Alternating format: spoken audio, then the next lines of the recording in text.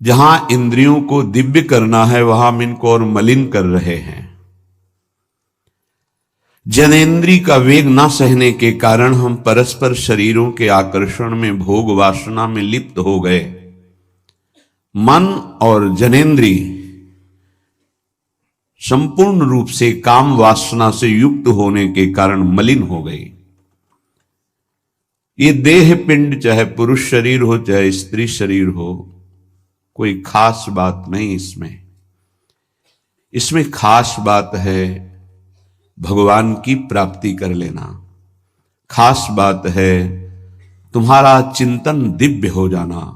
खास बात है इस शरीर से सबकी सेवा बन जाए, माता पिता भाई बंधु परिवार समाज राष्ट्र धर्म भगवान सबकी सेवा बन जाए तो ये शरीर सार्थक हुआ। नहीं क्या मांस का पिंड है, रक्त संचरित नसनाड़ियां हड्डी त्वचा, और इसमें जो डालो मलमूत्र बन गया। जितने द्वार हैं उनका सबको परिचय है ही है। कौन से सुख के लिए परस्पर शरीर में आकर्षण होता है? सच्चिदानंद सुख की लालसा वाला शारीरिक सुख के भोग में यदि अनेक जीवन व्यतीत करने के बाद ये भी जीवन व्यतीत कर दिया तो हाथ क्या लगेगा? इतना जीवन व्यतीत कर दिया, क्या हाथ लगा? बहुत विवेक विचार की जरूरत है। धर्मयुक्त काम भगवान ने अपना स्वरूप बताया है सृष्टि संचालन के लिए। यदि विवाह पाणिग्रहण संस्कार करके संतानोत्पत्ति के लिए विधान किया गया है तो वो धर्मयुक्त काम है, व्यभिचार वहां भी नहीं, धर्मयुक्त काम। अन्यथा धर्म विरुद्ध यदि काम का सेवन किया जाए तो घोर पापाचरण बनने लगता है और मलिनता पे मलिनता होती चली जाती है। स्त्री रूपा मेध्य पिंडे मुंह रमृत धिया। हमारी बुद्धि इतनी मलिन हो गई है कि मलमूत्र के द्वार को अमृत पान का स्वरूप समझते हैं। कितनी निकृष्ट बुद्धि है। इन शरीरों पे है क्या? ऊपर के द्वार देखो, आंख से कीचड़ निकले, नाक से कितनी खखार के थूको, वमन करके देखो। नीचे के द्वार तो दुर्गंध युक्त मलमूत्र के ही है। किन भोगों में तुम अमृत पान करना चाहते हो? स्त्री रूपा मेध्य पिंडे मुंह रमृत धिया नित्य लोलुभ्यमानम। नित्य तुम लुभायमान हो रहे हो कि अगर ये शरीर भोगने को मिल जाए, ये शरीर मिल जाए तो हमारा जीवन धन्य हो जाए। नित्य लोलुभ्यमानम है क्या? थोड़ा विवेक से विचार करके देखो। धर्मयुक्त संतानोत्पत्ति के लिए भगवान ने आदेश किया है। मनमुखी चाल चल करके मनोरंजन करने के लिए ये नहीं बना हुआ है। फंसते चले जाओगे, अमृत की लालसा से मृत होते चले जाओगे। तुम्हारे विचार मृत, तुम्हारे आचरण मृत, तुम्हारा शरीर मृत, तुम्हारी चेष्टा मृत, क्योंकि मृत लोक में हो। इसका नाम मृत्यु लोक है और खोज रहे हो अमृत।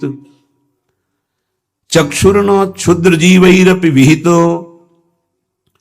ये नेत्र मिथ्या रूप में लुभायमान हो रहे हैं। चमड़ी ऊपर से गोरी पीली जैसी भी, उसी में हम आसक्त हो रहे हैं। इतने आसक्त हो रहे हैं। परसों एक नवयुवक भाई प्रश्न एकांतिक में कह रहे, जिया नहीं जा रहा, हमको हमारी मित्र ने धोखा दे दिया और हालत भी ऐसी थी कि करुणा लग रही थी कि कृपा करें प्रभु और इनकी बुद्धि को इस दलदल से निकालें। वो जीवन से हारा हुआ व्यक्ति बैठा हुआ है केवल एक बात में कि उसको उसके किसी मित्र ने, मतलब स्त्री शरीर ने उसको धोखा दे के दूसरे से ब्याह कर लिया। धोखा दे के मतलब मन की गति है, इसमें धोखा और सही का क्षेत्र नहीं है। ये तो विचरण करता रहता है, आज ये आज ये आज ये। इसका कोई बिरला इसकी इस गति को रोक दे, वही साधना परायण साधक कहा जाता है। पर ऐसा नहीं होता है। जहां तुमसे बढ़कर कोई मिला तो वहां दृष्टि उसकी जम जाएगी, तुम्हें छोड़ देगा। संसार का खेल यही है। तुम्हारा प्यार अगर सही ठिकाने पे पहुंच जाए तो सार्थक हो जाए। वो प्यार मूर्ति प्रेम के खिलौना दो खेलत हैं प्रेम खेल प्रियालाल, इनसे प्रेम हो जाए तो निहाल हो जाओगे। पर इनसे प्रेम करने के लिए कठिनता है। पहले सर्वत्र से राग हटावे तो इनसे प्रेम होता है, अन्यथा नहीं। सर्वत्र की ममता बटोर कर इनके चरणों में तब प्रेम होता है। बोले नेत्र दूषित हो गए बस यही देखते हुए। यही दुर्दशा है जीव की। सामने भगवान है चराचर जगत के हृदय में, उनको कोई नहीं देखना चाहता, और बाहरी केवल चमड़े को देख करके हम आकर्षित हो रहे हैं। ये चमड़ी ज्यादा दिन नहीं टिकेगी, जिसकी तुम देख रहे हो उसकी और तुम्हारी भी, ये नष्ट होने वाली है। इन्हीं को शासन में साधक रखता है। नेत्रेंद्री हम जहां चाहें वहीं जाएगी, अन्यथा नहीं जाएगी। अभ्यास कीजिए नाम जप के द्वारा। ऐसे थोड़ी कि बात कर रहे हो किसी संत से भगवत चर्चा और तुम्हारी दृष्टि जा रही बार बार, और इतनी हिम्मत तुम्हारी कि भगवत भाव के वातावरण में तुम्हारी अशुद्ध वृत्ति उधर देखने की कोशिश कर रही। क्या देख रहे हो? चुप हो, एकदम शांत।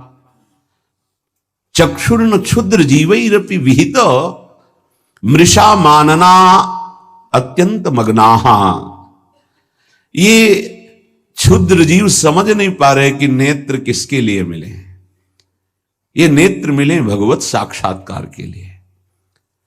ये विचार करो 5 मिनट आंख बंद करके, अगर ऐसे ही तुम्हारी आंखें छीन ली जाएं तो सोचो कैसा तुम्हारा जीवन होगा। जिन आंखों से तुम गंदी बातें कर रहे हो, गंदी बातें देख रहे हो, यही आंखें भगवान छीन लेते तुम्हारी, तो क्या तुम्हारा जीवन होता। आज तुम्हें भगवान ने आंख दी है, तुम इससे धर्म का दर्शन करो, सब में भगवत दर्शन करो, श्री विग्रह के दर्शन करो, संत दर्शन करो, नेत्र पावन करो। नेत्रों को दूषित कर लिया हमारी वाक इंद्री। जब हम इससे चिदानंद नाम जप करते हैं, चिदानंद लीला का गायन करते हैं, तो वाणी भी चिदानंद हो जाती है। श्रवणेन्द्रिय, जब इससे हम नाम कीर्तन सुनते हैं, नाम जब सुनते हैं, भगवत लीला सुनते हैं, तो श्रवणेन्द्रिय चिदानंद हो जाती है। ऐसे समस्त इंद्रियां जब केवल आराध्य देव के प्रति समर्पित होकर क्रियान्वित होती हैं, तो उनमें ये सामर्थ्य आ जाती है कि उपासक की श्रवणेन्द्रिय निकुंज में प्रिया प्रीतम क्या बात कर रहे हैं ये सुनाई देने लगता है। निकुंज में प्रिया प्रीतम कैसी शोभा से विराजमान है ये दिखाई देने लगता है। आज कौन से सौरभ का लेप किया गया ये घ्राणेन्द्रिय से पता चलने लगता है। प्रिया प्रीतम की दिव्य लीला का इंद्रियां अनुभव करने लगती हैं, जो कि इंद्रिय मन से बिल्कुल अगोचर है। अगर उपासक इन इंद्रियों को थोड़ी भी स्वतंत्रता दे देगा, तो इनका स्वभाव है प्रकृति स्थान कर्षति। ये प्रकृति के वस्तु व्यक्ति स्थान के आकर्षण में फंस जाएंगी। फिर ये महासुख जिसकी हमारे हृदय में लालसा है, वो प्रकृति से पूर्ण होने वाली नहीं, वो परमात्मा से होने वाली है। जब हमारी इंद्रियां प्रकृति की तरफ जाती है तो मलिन हो जाती है, और मिथ्या देह सम्मान को तुमने सुख मान लिया। 4 लोग नमस्कार किए तो तुम अपने को श्रेष्ठ समझ लिए। किंचन मात्र भी कोई श्रेष्ठ नहीं है। ये पंचभूत शरीर सबके उसी सामग्री से बने हुए हैं। अंदर जो जीव अंश है भगवान का बिल्कुल बराबर है। अब जो सम्मान और अपमान होता है गुण और अवगुण का होता है, और गुण और अवगुण दोनों मायाकृत है। सुनो तात मायाकृत गुण और दोष अनेक, ये दोनों मायाकृत है। तो तुम किसका सम्मान? माया का। किसका अपमान? माया का। तुम तो मान और अपमान दोनों से परे हो। अगर कोई तुम्हें प्रणाम कर रहा है तो तुमको उसकी श्रद्धा को प्रणाम करना है। तुम खास थोड़ी हो गए कि वो तुम्हें साष्टांग प्रणाम कर रहा है तो तुम महान हो गए। महान वो है जो साष्टांग प्रणाम कर रहा है, उसकी श्रद्धा प्रबल है। नहीं कि वो कोई अंतर नहीं। जो इस देह में पंचभूत वही उस देह में पंचभूत, जो इसमें परमात्मा का अंश वो उसमें परमात्मा का अंश, उसकी श्रद्धा बड़ी है, इसलिए वो आपकी तरफ प्रणाम कर रहा है। बोले बहुत बुरा हो गया। मिथ्या मृषा मानना अत्यंत मग्नाः, मैं झूठ मूठ अपने को बड़ा मानकर सम्मान प्राप्त करने की लालसा, सम्मान स्वीकार कर लिया तो हृदय अपवित्र हो गया। बड़ा मन है, फंसाता रहता है, वो मकड़ी की जाल की तरह, फंसने वाला नहीं जानता है। संत सदगुरुदेव शास्त्र इनकी सूत्रों को जब स्वीकार करे तो पता चलता है मैं फंस रहा हूं या मुक्त हो रहा हूं। श्रीपाद कह रहे हैं कि देखो, जनेन्द्री ने फंसा दिया काम भोग में, नेत्रेंद्री ने फंसा दिया रूप में। सच्ची अगर सावधान न रहे तो ऐसे ऐसे फंसाव हैं कि जीवन ही नष्ट हो जाता है, पूरा जीवन। अब उसको लाख समझा रहे थे, कुछ समझ में नहीं आ रहा था। बस वो ये समझ रहा था कोई आशीर्वाद मिल जाए, जादू टोना मिल जाए कि वो जो हमारी मित्र है वो वापस हमको मिल जाए वापस, बस उसको इतना ही लक्ष्य था। और हम ज्ञान विज्ञान वर्णन कर रहे थे, तो सुन बैठा था केवल, क्योंकि समझ में आता है ना आप हमारी बात पकड़ रहे हो कि नहीं पकड़ रहे। नेत्रेंद्री ने रूपों में फंसा दिया, हृदय मलिन हो गया सम्मान प्राप्त करने की लालसा से। और कह रहे जिभ्या मिष्टान्न निष्ठा विरमति न मनाग वित्त सग्रंथ अनुचितम। जबान आ गई भोजन के स्वाद में, ये मिष्ठान्न है, ये चटपटा है, ये बड़ा स्वादिष्ट है। जिभ्या रसेंद्री यदि भोजन के स्वाद में मगन है तो राधा नाम सुधा रसम का स्वाद नहीं ले पाएगी। उचित आहार जो भगवत प्रसाद रूप है उसको डाल लेते हैं, उसके प्रति हम आसक्त नहीं होते, स्वाद दृष्टि नहीं रखते। पूर्व के संत भगवान के दर्शन होते थे, खप्पर रखते थे नारियल का, नारायण नारायण, दाल खीर रोटी जो भी मिला खप्पर में डाला मिलाया। स्वाद से मतलब नहीं, प्राण पोषण से मतलब है। और यहां धनिया की चटनी अलग, टमाटर की चटनी अलग, भरौआ मिर्च अलग, ये अलग ये अलग, तो फिर राधा नाम सुधा रसम भूल जाओ। ये 2 अंगुल की जबान है, बस इतने में सारा खेल है। यहां से नीचे उतरने पर कोई स्वाद नहीं है भाई, इतने में घुमाने का स्वाद है। और अच्छे अच्छे इसी में फंस जाते हैं। जिसकी रसेंद्री विजयी नहीं हुआ रसेंद्री से, वो हर इंद्री का विजयी होने पर भी विजयी नहीं माना जाता। रसेंद्री विजयी जनेन्द्री विजयी जरूर होगा, और रसेंद्री जनेन्द्री विजयी संपूर्ण इंद्रियों का विजेता माना जाता है। धैर्यवान उसे ही कहते हैं जो 2 इंद्रियों को काबू में कर ले, रसेंद्री और जनेन्द्री। रसेंद्री मिष्टान्न आदि भोग पकवान पाने के लिए लोलुप जीवन हो गया, पेट बढ़ करके छाती से 1 बीता ऊंचा हो गया है। उठने बैठने में दिक्कत होती है, पर पाने के समय और कितना अधिक पाया जा सके, ये स्वाद वो स्वाद वो स्वाद कितना पाओगे, मर जाओगे पाते पाते, फिर भी तृप्ति नहीं होगी। बहुत विचित्र वासना है, बहुत विचित्र वासना है। चित्त वित्त सग्रंथ अनुचितम, सच्ची बात। आज चरित्र, भगवत धर्म मर्यादा, इसका महत्व धीरे धीरे समाज से हटता जा रहा है। धन का महत्व होता जा रहा है। क्या दुर्दशा है। बोले मनाग वित्त सग्र धनुचितम, अनुचित रूप से धन कभी सुखी नहीं हो सकता जो अनुचित रूप से धन प्राप्त करता है। हा वृंदारण्य कान्या भवति मम गति चेदहम त्वत्स्थितोपि। मेरी क्या गति होगी जब मेरी इंद्रियां और मेरा मन ऐसा है। मैं आपका आश्रय लेता हूं, आपका वास स्वीकार करता हूं।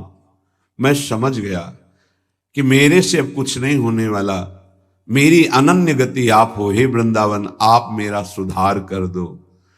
अब मैं कहीं किसी की ओर नहीं देख सकता, सिर्फ आपका आश्रय लिए हूं।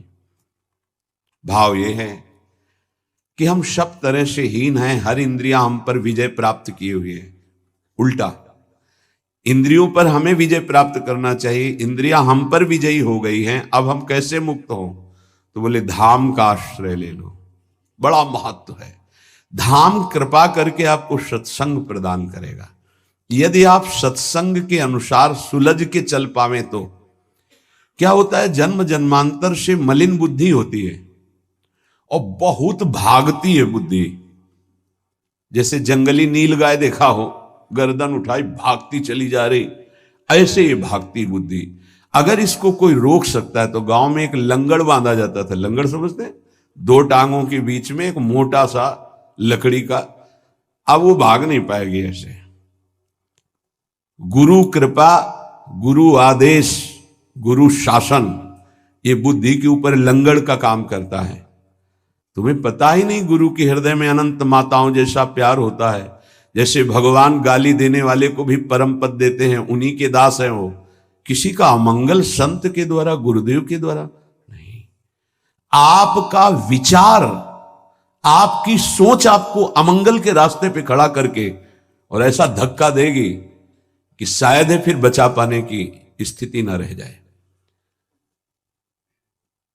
सगर के जो पुत्र 60,000 थे, भगवान कपिल देव जी का अपराध कर दिया, आश्रम को विध्वंस करने लगे। घोड़ा वहीं बंधा हुआ था, किसी ने बांध दिया था, उनको पता भी नहीं था। उनको लगा कि इन्होंने ही ऐसा किया होगा, हमारा विश्व विजेता घोड़ा इन्होंने पकड़ लिया। बड़ा उपद्रव किया।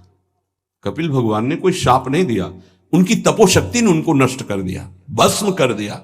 जिनके उद्धार के लिए उन्हीं के वंशजों में क्रमशः आराधनाएं हुई, फिर प्रसिद्ध कर पाए भगीरथ जी और भगवती गंगा को लाए और अपने पुरखों का उद्धार किया।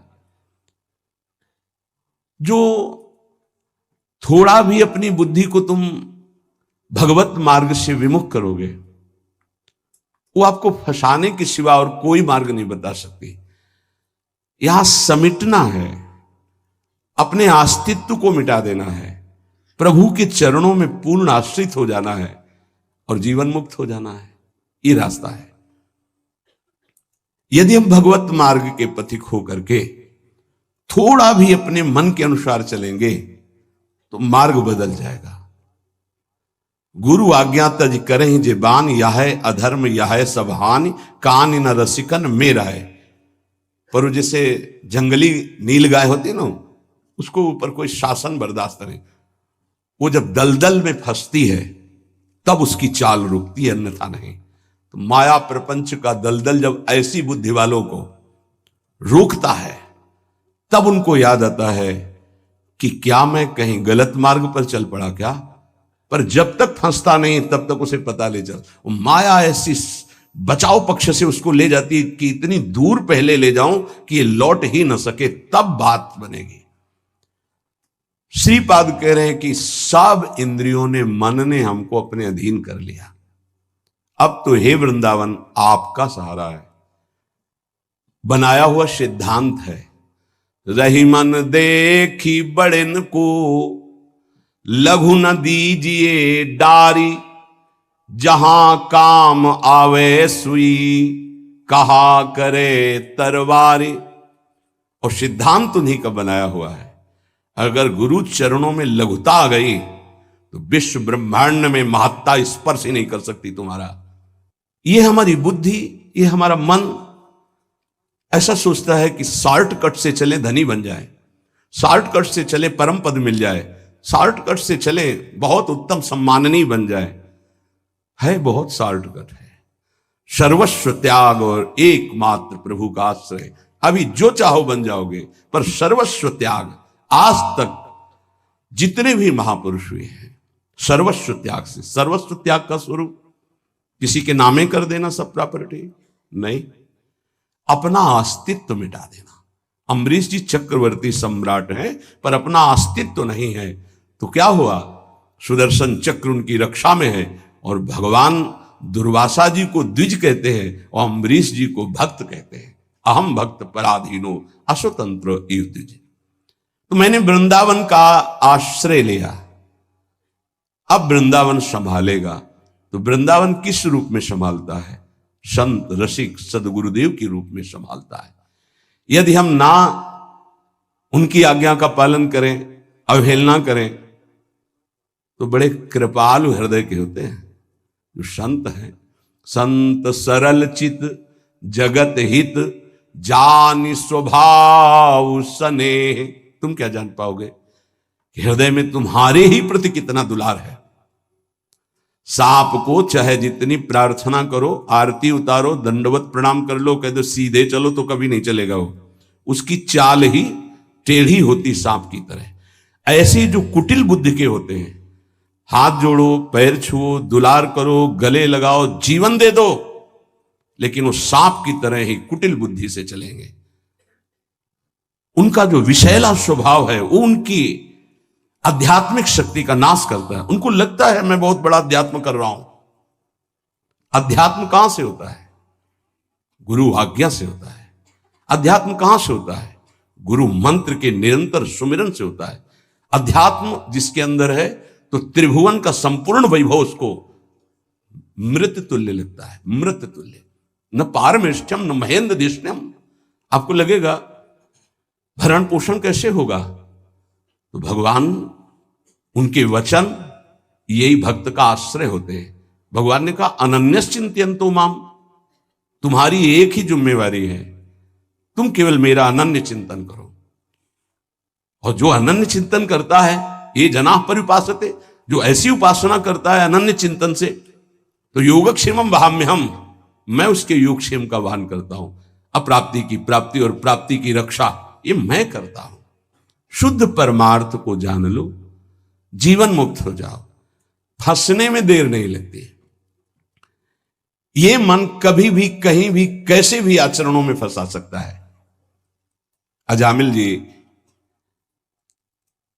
अपनी इंद्रियों की चंचलता को शासन में लेकर के अपने पिता की सेवा में गुरु भाव से लगे थे। बड़े धर्मात्मा पिता थे।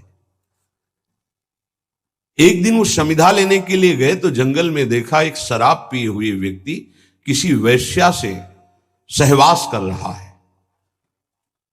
अचानक दृष्टि पड़ी। शास्त्र आज्ञा करता है ऐसे दृश्य को एक बार अचानक दृष्टि पड़ने पर दोबारा ना देखा जाए और नमस्कार वृत्ति कि भगवान की माया है, आगे बढ़ जाए। पर वो तो सेवा को छोड़ करके उसी को केवल देखने लगे। देखते ही चिंतन बढ़ा। चिंतन बढ़ता ही संगस्तेषुपजायते, संग की इच्छा आसक्ति प्रकट हुई। जब वो पुरुष चला गया तो उस वैश्या से मिले और कहा मैं आप पर आसक्त हो चुका हूं। तो उसने कहा मेरे जीवन का उद्देश्य ही है आसक्त पुरुषों से धन लेना, उनको सुख पहुंचाना। कहा पूरी पिता की संपत्ति सब वैभव लुटा दिया। आखिरकार उसी के पास रहने लगे, उसके दास बनकर रहने लगे। क्या क्या अमंगल कार्य करने लगे। जहां समिधा लेने गए थे यज्ञ के लिए, वहां पशुओं का हिंसा करके और मांस रांधना खाना, ये सब बहुत गंदा जीवन। एक बार थोड़ा भी कोई धर्म का अनुष्ठान करे तो धर्मो रक्षति रक्षिता, धर्म उसको बचाने की कोशिश करता है, रक्षा करता है। गांव में संत मंडली आई। मंडली ने पूछा यहां कोई पवित्र उदार संत सेवी का घर हो तो बताना, वहां आज हम रुकना चाहते। पूरी संत मंडली ठाकुर को भोग लगाएंगे, आरती पूजा और सुबह चले जाएंगे। हाँ, उन्होंने कहा सबसे ज्यादा पवित्र अजामिल है गांव के बाहर, जो वो बगीचा भी सामने वाला उन्हीं का है, वो वैश्या का था। संत स्वभाव विश्वास से होता है। संतों का स्वभाव जो सिद्ध होता है वो विश्वास से होता है। आज तक कभी ऐसा संशय नहीं होता कि आदमी ऐसा बोल रहा है तो इसमें कुछ झूठ भी हो सकता है क्या? नहीं। पर बाद में ऐसा लगता है कि इनको सत्य बोलना आता ही नहीं है। संसारी आदमी को आचार्य की बात फिर याद आती है, पाए जान जगत में सबजन कपटी कुटिल कलयुगी टंचु। कपट और कुटिलता के बर्ताव किसी और कुछ आता ही नहीं। कई बार सत्संग में प्रार्थना की कि एक जगह ऐसी रखो जहां झूठ मत बोलो, कपट मत करो। गुरु दरबार, दंड दो या पुरस्कार दो, आपके हैं। गलत है या सही है, आपके सामने है। एक जगह तो पर और जगह सब फिट हो सकता है, एक जगह जरूर छल कपट करेगा, क्योंकि पतन वहीं से होता है, जीव का पतन वहीं से होता है। जहां गुरुजनों से कपट और छल किया गया, माया जो कपट का जाल और छल का बिछाती, उसे कोई नहीं काट सकता। माया के जाल को कोई नहीं काट सकता। काटने के लिए गुरु प्रसन्न साहब अनुकूला, जैसे हमसे बोला जाता है, संतों से बोला जाता है, अक्षरशः लगता है सत्य बोल रहा है, संशय ही नहीं, क्योंकि विश्वास की धरा से ही चला जाता है, विश्वास ही होता है। तो संत जनों ने जाके वहां डेरा लगा दिया। ठाकुर जी विराजमान के आरती पूजा शुरू, इतने में देखा एक मलिन वस्त्र पहने और एक हिरन कांधे पे टांगे और अस्त्र ली हुई वहां। अजामिल ने जीव ही संतों को देखा तो संत दृश्य जी में पातक टरे, हृदय एकदम आर्त भाव से रो पड़ा और याद आई वो बात कि जब मैं जवान था तो कैसे धर्म का अनुष्ठान करता था, कैसे मैं पिता की आज्ञा से भगवत आराधना में, हाय मेरा जीवन किस तरह नष्ट हो गया। नजदीक गया, साष्टांग दंडवत। देखते ही संतों ने समझ लिया। उन्होंने कहा भाई ये बगीचा आपका है? बोल भी नहीं पा रहे थे, बस इशारा किया। हाँ बोले बताया गया था कि गांव के बाहर एक ब्राह्मण है, बड़े पवित्र हैं, तो आपका ही नाम अजामिल है। बोले प्रभु ये तो आपके साथ उपहास किया गया है, मैं पवित्र नहीं, बहुत नीच पापी हूं। ऐसा धर्म का त्याग करके पापाचरण में वैश्या के मल जैसे अन्न से उदर पोषण करता हूं, ये देख रहे हो आप इंसान, मेरे जैसा पातकी भ्रष्ट कोई नहीं होगा, ये तो आपके साथ उपहास किया गया। उनका भाई अब रात्रि में तो ठाकुर जी नहीं हटाएंगे, यही विराजमान करेंगे, पर आपका कुछ पाएंगे भी नहीं। तो चरणों में लौट गया, महाराज क्या अब भी मेरा उद्धार हो सकता है? कहा आखिरी श्वास तक जीव को भगवत प्राप्ति का अवसर दिया जाता है। एक उपाय है, मैं देख रहा हूं तुम्हारे द्वारा वैश्या से एक अभी पुत्र होगा, तुम उसका नाम नारायण रख देना, बस। अब आप यहां से जाए, हमारी ठाकुर सेवा है, हम सब संत अपने एक नाम कीर्तन पाठ और ध्यान आदि, आप जाएं, आपका मंगल होगा। समय आने पर बालक हुआ, वो उससे अत्यंत आसक्ति हो गई। जरा सी इंद्रियों की छूट दी तो एक संयमी ब्रह्मचारी नियमनिष्ठ ऐसे भ्रष्ट आचरणों में फंस गया। पिता ने फिर ब्याह भी करवाया था, पर दृष्टि जहां फंस गई फंस गई। कुसंग हुआ तो जीवन बर्बाद हो गया, और सत्संग हुआ तो देखो कैसे परम पद मिलता है। अब तो उसी छोटे पुत्र को गोद में लेके घूमना, उसी से प्यार, उसी से दुलार। उसको क्या पता कि एक भयावह समय होता है जिसका नाम मृत्यु है, वो कभी भी किसी पर आक्रमण कर सकती है। और जब यहां से जाओगे ना तो कुछ भी तुम्हारे साथ नहीं, तुम्हारा किया हुआ धर्म और अधर्म ये दोनों तुम्हारे साथ जाएंगे, जिसे शुभ और अशुभ कर्म कहते हैं। अचानक उसको दिखाई दिया दो भयंकर यमदूत, कांपने लगा। यमदूतों की दृष्टि मात्र से उसके मलमूत्र छूट गए, इतने भयानक। और उसकी आसक्ति अपने पुत्र पे थी, तो ऐसा लगा कि मैं आखिरी में एक बार अपने पुत्र को बुला के देख लूं। बुलाया, नारायण, बस मंगल हो गया। देखो, संत संग अपवर्ग कर, कामी भव कर पंथ। संत का संग सीधे मोक्ष प्रदान करने वाला होता है। नारायण, एक बार जीव ही पुकारा नारायण, णा पे जबान पहुंची कि दो दिव्य पार्षद भगवान के चतुर्भुज नारायण स्वरूप श्यामल कांति है, यमराज के दूतों को डांटा और फांसी काट दी। अब तुम इस जीव को स्पर्श भी करने का अधिकार खो चुके हो। बड़ा सुंदर प्रसंग है, अगर इसे बार बार हम सुने और इसे हृदय में बैठा लें तो जीवन मुक्त होने के लिए पर्याप्त साधन है। नाम महामंगल मूद में अजामिल जी की चेतना लुप्त होने वाली थी, फांसी पड़ चुकी थी यमदूतों की। यद्यपि उसने भगवान को नहीं पुकारा, अपने बालक के स्नेह वशात उसको पुकारा नारायण। पर संतों ने नाम रखवाया था। 88 वर्ष की आयु तक पाप ही पाप होते रहे उसके। यमदूतों को डांट कर भगवान के पार्षदों ने कहा, अब तुम स्पर्श भी नहीं कर सकते इसको।